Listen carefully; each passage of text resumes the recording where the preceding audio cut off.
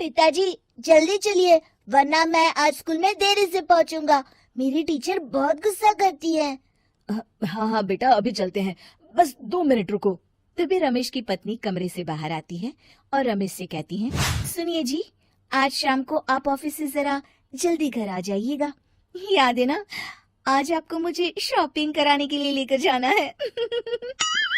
अरे भाग्यवान, इस महीने हाथ जरा तंग है।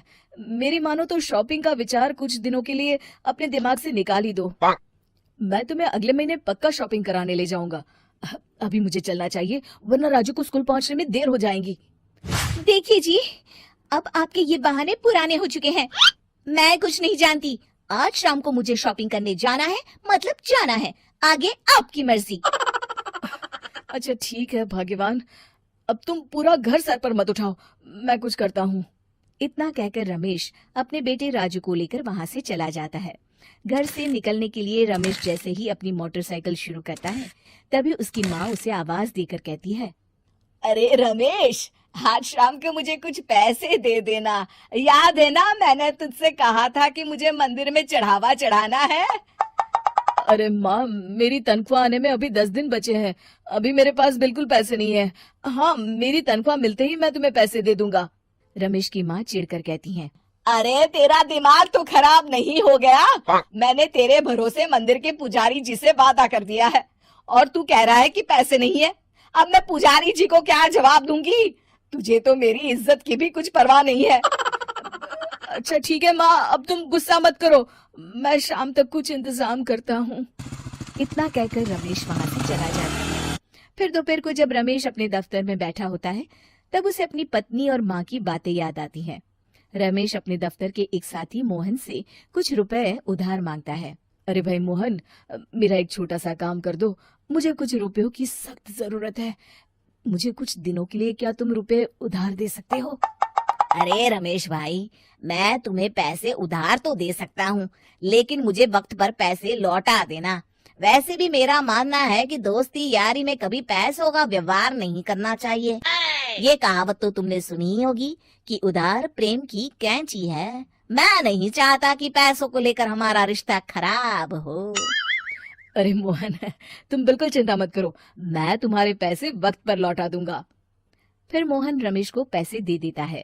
शाम को घर आकर रमेश कुछ पैसे अपनी माँ को देता है और साथ ही अपनी पत्नी को भी शॉपिंग कराने बाजार लेकर जाता है।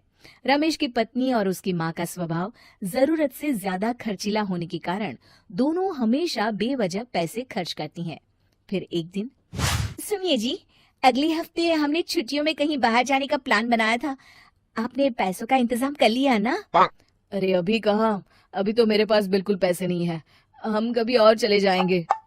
देखिए जी, मैंने सभी सहेलियों से कह दिया है कि मैं बाहर घूमने जा रही हूँ। अगर मैं नहीं गई तो सब मुझ पर हंसेंगी।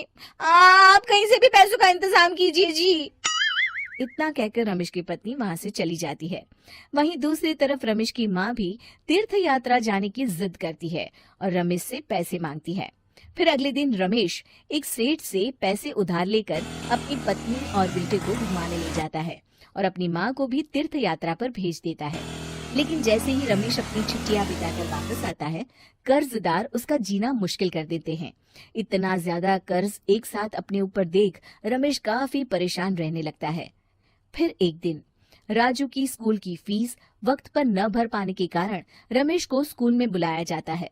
स्कूल के प्रिंसिपल साहब रमेश को सख्त हिदायत देते हैं कि अगर वक्त पर स्कूल की फीस नहीं भरी गई तो उनके बेटे का नाम स्कूल से काट दिया जाएगा। अपने बेटे की स्कूल की फीस भरने के लिए रमेश अपने दोस्त गिरधारी से कुछ पैसे उधार ले लेता है और स्कूल की फीस भर देता है।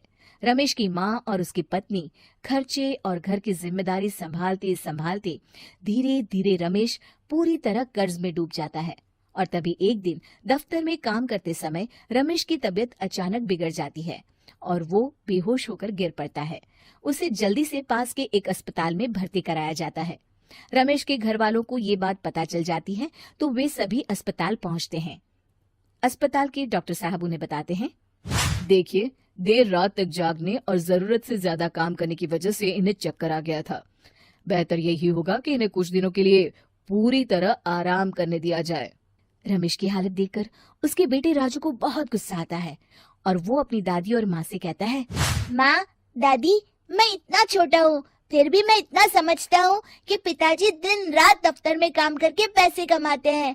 पिताजी अकेला पूरा घर संभालते हैं और आप दोनों अपने फिजूल के खर्चों के लिए उन पर दबाव डालते रहते हैं। आज पिताजी की हालत के जिम्मेदार तो आप दोनों हैं। राजू की समझदारी भरी बातें सुनकर रमेश की माँ और पत्नी को अपनी गलती का एहसास होता है और दोनों की आंखों में आंसू आ जाते हैं। फिर कुछ दिनों के बाद रमेश की तबीयत एकदम अच्छी हो जाती है और वो पहले की तरह अपने काम पर जाने लगता है। रमेश की माँ और पत्नी अब उसे किसी प्रकार की कोई तकलीफ नहीं देते और ना ही उससे किसी चीज की मांग करते हैं।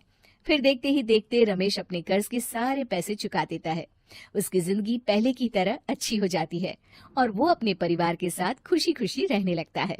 शिक्षा, हमारे रिश्ते एक तराजू की तरह होते हैं जिसकी दोनों ओर जिम्मेदारी और समझदारी का वजन बराबर होना चाहिए।